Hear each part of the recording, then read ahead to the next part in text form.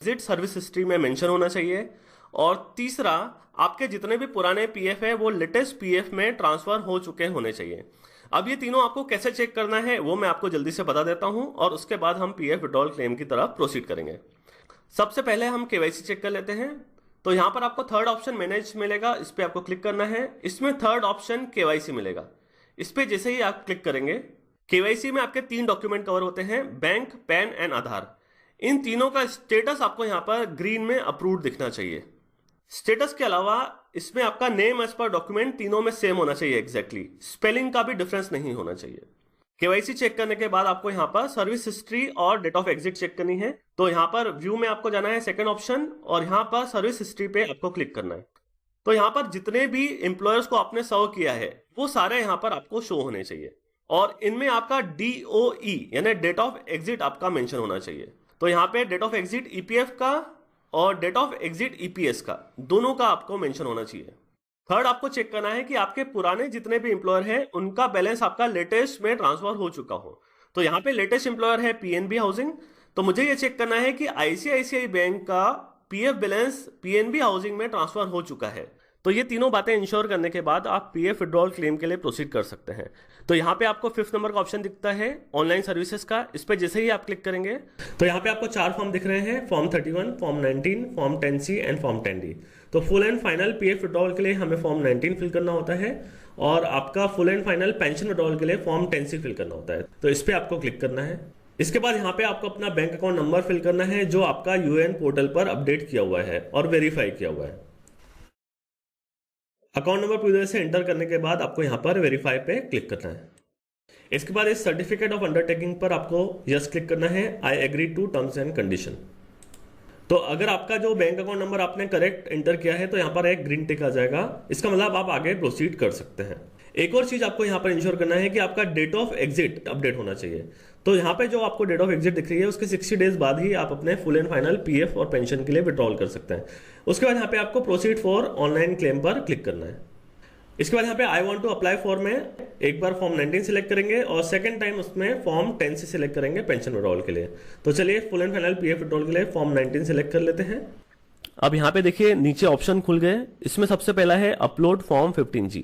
अब form 15G क्या होता है, ये एक डिक्लेरेशन होता है कि सर मेरी जो टैक्सेबल इनकम है वो बिलो टैक्सेबल लिमिट है, यानी 5 लाख से कम है, इसलिए मेरा कोई भी टैक्स या टीडीएस नहीं कट किया जाए इस पीएफ विड्रॉल से। तो एज पर रूल ये आपको तभी फिल करना होता है जब आपका पीएफ विड्रॉवल 50,000 से ज्यादा होता है और आपकी जो टोटल सर्विस है सारे एम्प्लॉयर्स को मिलाकर 5 साल से कम होती है।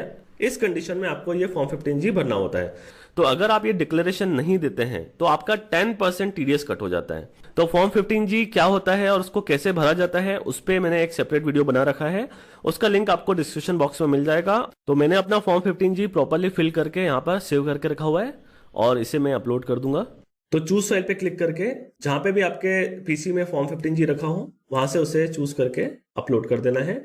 अब यहाँ पे ध्यान देना है कि फॉर्म 15G आपका पीडीएफ फॉर्मेट में ही होना चाहिए और इसका जो साइज मैक्सिमम 1 MB होना चाहिए, ये आपको ध्यान रखना है। उसके बाद नीचे स्क्रॉल डाउन करके नेक्स्ट है एम्प्लॉय एड्रेस, यहाँ पे आपको अपना एड्रेस फिल करना है। तो यहाँ पे आप अपना करेंट एड्रेस फिल कर सकते हैं, अगर आधार के अकॉर्डिंग एड्रेस फिल करेंगे तो वो ज्यादा बेटर रहेगा। नेक्स्ट है आपका upload scan copy of cheque oblique passbook. तो यहाँ पे आपको अपनी चेक की कॉपी या फिर पासबुक अपलोड करनी है। प्रेफरेबली आपको यहाँ पर चेक अपलोड करना है क्योंकि चेक से आपके पीएफ क्लेम के सक्सेस के चांसेस ज्यादा रहेंगे।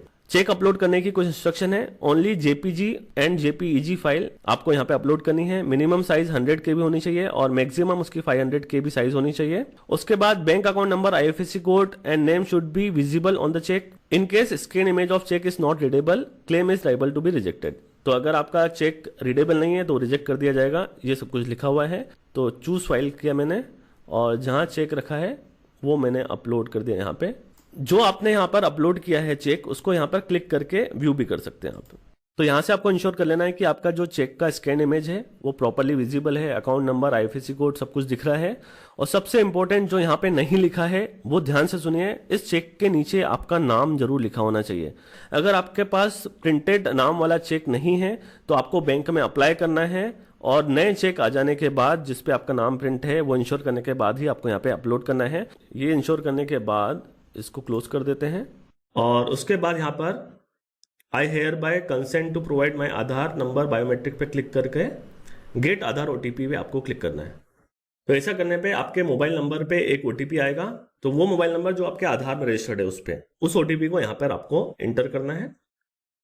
उसके बाद validate OTP and submit claim form पे क्लिक कर देना है। तो ये प्रोसेस होने में कभी कभी समय लगता है, तो आपको यहाँ पर बैक बटन या रिफ्रेश क्लिक नहीं करना है, उसको प्रोसेस होने के लिए वेट करना है। तो अगर आपने ओटीपी करेक्ट डाला है तो आपका आ जाएगा OTP has been verified, e KYC updated and PF withdrawal claim form submitted successfully. तो आपका ये जो पीएफ क्लेम फॉर्म है फॉर्म 19 ये सबमिट हो चुका है। आप चाहें तो यहाँ पर ऑनलाइन सर्विसेज में जाकर चेक भी कर सकते हैं। तो ऑनलाइन सर्विसेज में आप वापस जाएंगे तो यहाँ पे ट्रैक क्लेम स्टेटस आपको दिखता है, इस पर जब आप क्लिक करेंगे तो यहाँ पे आप ऑनलाइन क्लेम का स्टेटस चेक कर सकते हैं। फॉर्म 19 हमने फिल किया है। इसी प्रकार से अब हमको फॉर्म 10C सबमिट करना है पेंशन विड्रॉवल के लिए। तो ऑनलाइन सर्विसेज में अगेन आपको जाना है क्लेम फॉर्म पे, अगेन यहाँ पे आपको बैंक अकाउंट नंबर डालना है, वेरीफाई पे क्लिक करेंगे, I agree terms and condition पे यस करेंगे, ग्रीन टिक आ गया मतलब करेक्ट है, प्रोसीड फॉर ऑनलाइन क्लेम पे क्लिक करेंगे। उसके बाद यहाँ पर I want to apply for में अब आएगा 10C फॉर पेंशन विड्रॉवल। उसके बाद एम्प्लॉय एड्रेस डालेंगे सेम,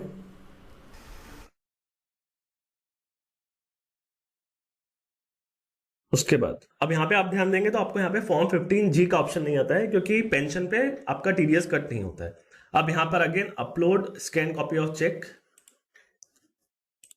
अपलोड किया, then I hereby consent to provide my Aadhaar, get Aadhaar OTP, उसके बाद validate OTP and submit claim form पे क्लिक कर देना है। तो ये भी सक्सेसफुल हो गया। OTP has been verified, e KYC updated, pension withdrawal form submitted successfully on unified portal. तो अगेन यहाँ पर हम ऑनलाइन सर्विसेज में भी चेक कर सकते हैं। तो ऑनलाइन सर्विसेज में ट्रैक क्लेम स्टेटस, तो यहाँ पे हमारे दोनों क्लेम सबमिट हो चुके हैं। एक हमारा फॉर्म 19 जो कि पीएफ विड्रॉवल के लिए है 17 सितंबर 2022 को 10:02 पे, और फॉर्म 10C पेंशन विड्रॉवल के लिए 17 सितंबर 2022 को 10:07 पे। और ये दोनों का भी स्टेटस क्या है, online claim submitted at portal. PF claim का स्टेटस चेक करने के लिए फिर से लॉगिन कर लिया है हमने ईपीएफओ पोर्टल पे, और यहाँ पर आपको टॉप पर ऑनलाइन सर्विसेज का ऑप्शन दिखता है। इसमें आपका 3rd नंबर का ऑप्शन रहता है ट्रैक क्लेम स्टेटस। तो यहाँ से आप देख सकते हैं हमने 17 सितंबर को form 19 and form 10C full and final PF withdrawal और पेंशन विड्रॉवल के लिए अप्लाई किया था। 18 सितंबर को ये भेज दिया गया था फील्ड ऑफिस, और इसका करंट स्टेटस आ रहा है क्लेम सेटल्ड। अब ये एग्जैक्टली किस डेट को सेटल हुआ है, कितना अमाउंट सेटल हुआ है, ये देखने के लिए हमें पासबुक वाली वेबसाइट देखनी पड़ेगी। तो पासबुक वेबसाइट के लिए आपको यहाँ पर व्यू का ऑप्शन दिख रहा है 2nd नंबर का, इसमें सबसे लास्ट ऑप्शन दिखेगा 4th नंबर का पासबुक। इस पर क्लिक करके आपको अगेन यूएन और पासवर्ड के थ्रू लॉगिन कर लेना है। तो पासबुक वेबसाइट पे लॉगिन होते ही आपको यहाँ पर अपनी क्लेम आईडी सेलेक्ट कर लेनी है और यहाँ पर व्यू क्लेम स्टेटस पर क्लिक करना है। तो यहाँ से आप क्लियरली देख सकते हैं हमने फॉर्म नंबर 19 यानी पीएफ विड्रॉवल के लिए 18 सितंबर को अप्लाई किया था, और इसका जो क्लेम स्टेटस है वो आ रहा है सेटल्ड। इसकी डिस्पेच डेट यानी जिस दिन क्लेम सेटल हुआ है वो है 24 सितंबर 2022। तो यहाँ से आप डेज काउंट कर सकते हैं। 18 सितंबर को हमने अप्लाई किया और 24 सितंबर को ये हमारा सेटल हो गया। तो 6 डेज में हमारा ये सेटल हो गया, और इसमें सैटरडे संडे भी इंक्लूड है। तो अगर आप वर्किंग डेज की बात करेंगे तो 5 दिनों से कम में हमारा ये जो क्लेम है सेटल हो गया। इसी तरीके से रिमार्क्स में देखिए your claim has been settled payment via NEFT on 24 September. तो जो क्लेम की सेटलमेंट डेट होती है या डिस्पेच डेट होती है उससे 1 से 3 दिन के अंदर आपका ये जो अमाउंट है ये आपके बैंक अकाउंट में क्रेडिट हो जाता है। इस तरीके से हम अगर फॉर्म 10C की बात करें पेंशन विड्रॉवल की, तो ये भी हमने 18 सितंबर को अप्लाई किया था और 24 सितंबर को ये भी हमारा सेटल होकर हमारे अकाउंट में रिलीज कर दिया गया। तो अगर हम क्लेम सेटलमेंट के एक एवरेज टाइम की बात करें तो 7 दिन से लेकर 30 दिन का समय इसमें आपका लग सकता है। कुछ केसेस में इससे जल्दी भी सेटल हो जाता है। अगर आपके केस में क्लेम सेटल होने में 30 दिन से ज्यादा का समय लग रहा है तो आप ईपीएफओ पोर्टल पर ग्रीवेंस रजिस्टर कर सकते हैं इसके रिगार्डिंग। तो ये जो पूरी प्रोसेस है मैंने आपको लाइव दिखाई है, यहाँ पे आप सब कुछ जो देख रहे हैं, तो इसको मैं आपको एक बार रिफ्रेश करके भी दिखा देता हूँ। तो ये कोई स्क्रीनशॉट्स नहीं है, ये एक्चुअल आपका लाइव है सब कुछ। तो पासबुक की वेबसाइट के अलावा ईपीएफओ की वेबसाइट पे भी आपको रिफ्रेश करके दिखा देता हूँ।